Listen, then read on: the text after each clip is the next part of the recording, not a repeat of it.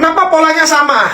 Karena dia itu pingin kontrol, tetapi tidak mau capek-capek mengontrol sebenarnya. Aneh. Oleh karena itu, dia itu menjerat, lepaskan, jerat lagi, lepaskan, jerat lagi. Gitu. Akhirnya polanya muter. Nah, untuk melepaskan dan menjeratkan itu kan dibutuhkan yang namanya pas menjerat love bombing. Melepaskan saat sudah mulai habis atau mulai bosen, yaitu fase tirisnya sudah selesai atau terambang mau selesai. Sadis, dilepas tadi dibuang, balik lagi direvisi, direvis. Akhirnya polanya begitu terus. Sebenarnya dia juga nggak mau terikat, ya, tapi dia sendiri juga. Kok kenapa ya kok saya terikat sama korbannya ya? Karena butuh. Apa yang dibutuhkan? Suplai egonya. Itu. Jadi bolak-balik aja. Karena dia itu butuh tapi benci.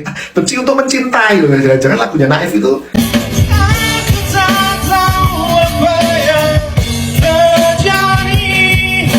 Itu sama itu. Antara korban dan libidonya sama. Seorang anak yang harus melihat abuse setiap hari di depan matanya, entah antara si ayah dengan si ibu, atau mereka, salah satu dari mereka ke si anak gitu ya, dan terjadi setiap hari, itu bukanlah contoh keluarga yang ideal untuk kamu pertahankan. Artinya apa? Banyak orang tua yang kadang takut bercerai demi anak. Dan ini adalah teori atau hipotesis yang sangat-sangat tidak masuk akal, karena semakin sering anak melihat abuse, semakin banyak data abuse yang masuk ke kepala dia, maka peluang dia untuk menjadi pelaku abuse atau peluang dia untuk di-abuse lagi oleh pasangannya di masa depan itu semakin besar. Kenapa? Karena dia familiar. Dia merasa itu adalah hal yang normal di subconscious mind dia, di pikiran bawah sadar dia, bukan di logika ya. Secara logika dia pasti, aku benci banget, aku nggak mau keluarga kayak gini lagi, aku mau gitu kan.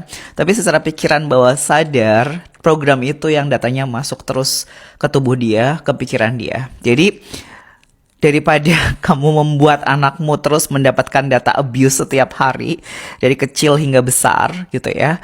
Kalau kamu ingin benar-benar menyelamatkan anakmu, kamu harus punya planning, punya rencana gitu ya, untuk membuat anak-anakmu tidak lagi melihat abuse di dalam tempat yang harusnya paling nyaman, paling aman, yaitu rumahnya sendiri.